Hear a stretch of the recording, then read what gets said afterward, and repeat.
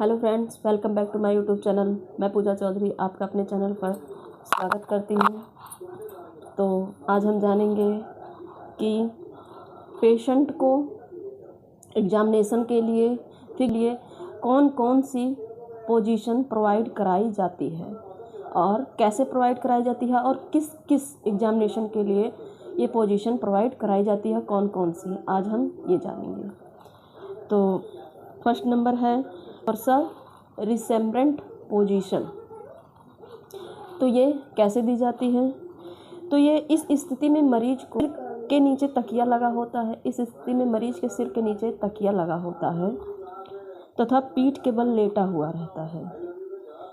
दोनों टांगों के मध्य हल्का सा रिक्त स्थान होता है। दोनों टांगों के मध्य हल्का सा रिक्त स्थान होता है तथा घुटनों के बीच में मोड़ होते हैं। घुटनों के बीच मोड़ होता है। मरीज के पैरों के तले हुए बिस्तर पर सीधा टिके रहते हैं।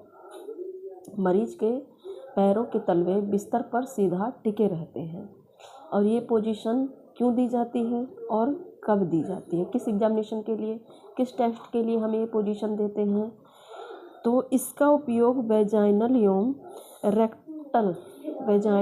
रेक्टल टेस्ट के लिए किया जाता है।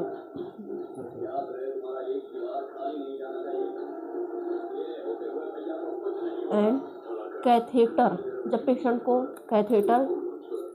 में कैथेटर इंसर्ट करना रहता है तब इस पोजीशन को हम पेशेंट को करवाते हैं। ठीक, इसके बाद है इरेक्ट पोजीशन। तो ये पोजीशन कैसे प्रोवाइड कराई जाती है पेशेंट को?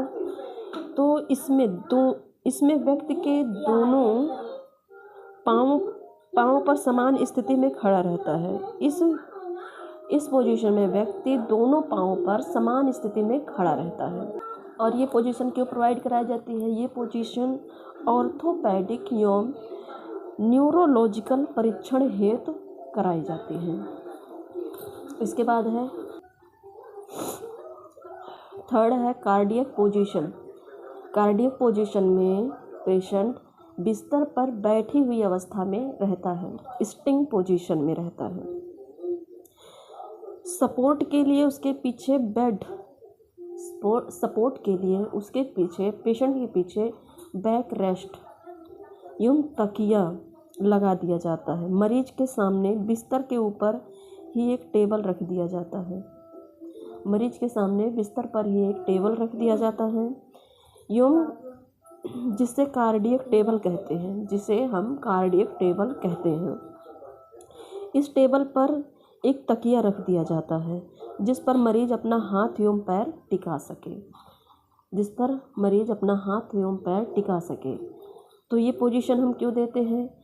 इस पोजीशन का उपयोग हृदय संबंधी बीमारियों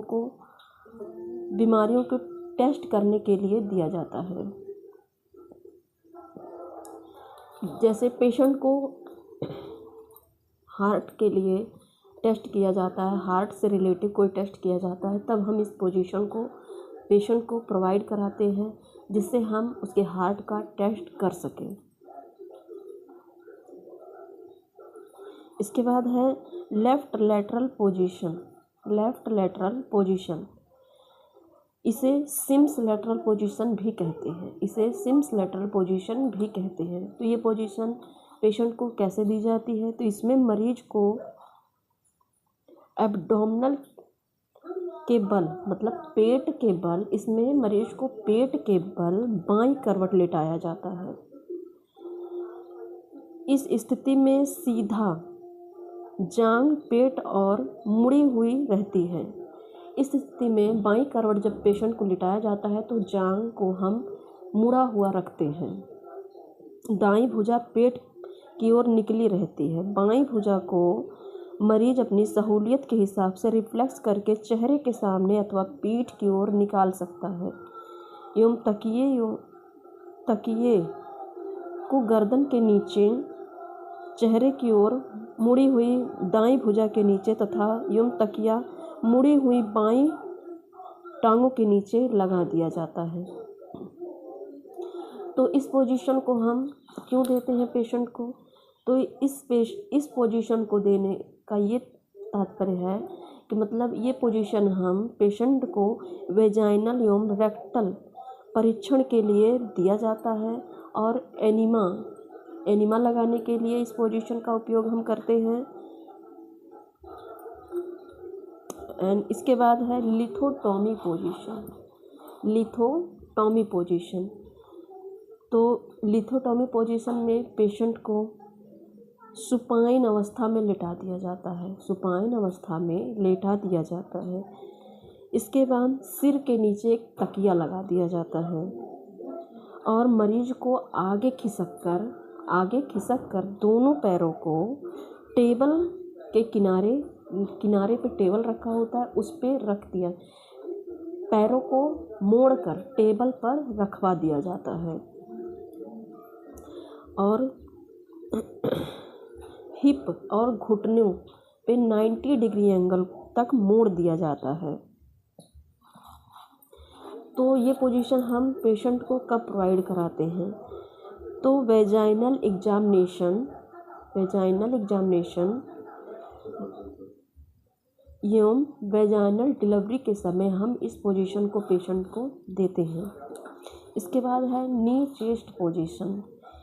चेस्ट पोजीशन। इस पोजीशन को जेनिपेक्टोरियल पोजीशन भी कहा जाता है। इस स्थिति और इसे कैसे प्रोवाइड कराया जाता है, इस पोजीशन को हम कैसे देते हैं पेशेंट को? तो इस पोजीशन में पेशेंट को पहले पेट के बल लिटाया जाता है। उसके बाद पेशेंट का जो सीना होता है, वो जो पेशेंट की छाती होती है वो बिस्तर पर लगी रहती है और सिर उठा रहता है। पेट के बल लिटाकर उसके बाद सिर को ऊपर की तरफ उठाकर और जांघों और पैरों के बीच 90 डिग्री एंगल का हम मोड़ देते हैं। तो इस पोजीशन में हम वेजाइनल एवं रेक्टल टेस्ट के लिए इस पोजीशन को हम देते हैं। इसके बाद है ट्रेंडेलबर्ग पोजीशन। तो ट्रेंडेलबर्ग पोजीशन में मरीज को हम पीठ के बल लेटाते हैं। इसके बाद सिर वाले हिस्से पर 45 डिग्री कोण पर पैरों वाले हिस्से की तुलना में नीचे कर दिया जाता है। जैसे पेशेंट को सीधा लिटा दिया जाता है, उसके बाद पेशेंट का सिर पैर ऊपर कर दिया जाता है और सिर को नीचे लटका दिया जाता है, 45 डिग्री एंगल तक मोड़ दिया जाता है। तो इस पोजीशन को हम क्यों देते हैं? इस पोजीशन को हम आंतों पेल्विक कैविटी से दूर खिसकने के लिए तथा जैसे इस पोजीशन को हम पेशेंट को प्रोवाइड कराते हैं, जैसे पेल्विक एग्जामिनेशन या कुछ मतलब पेल्विक कैविटी में कुछ एग्जामिनेशन के लिए या फिर आंतों के टेस्ट के लिए हम इस पोजीशन को पेशेंट को प्रोवाइड कराते हैं। इसके बाद है फाउलर पोजीशन। तो इस पोजीशन को कैसे दिया जाता है? इस पोजीशन को देने के लिए बेड का सिरा वाला हिस्सा ऊपर उठा दिया जाता है। ट्रेंडेलबर्ग पोजीशन में बेड का सिरा डाउन कर दिया जाता है और फाउलर पोजीशन में बेड का सिरा हम ऊपर उठा देते हैं। तो बेड का सिरा जब ऊपर हम उठाते हैं तो उसे 90 डिग्री एंगल तक बेड का सिरा हम एकदम सीधा कर देते हैं।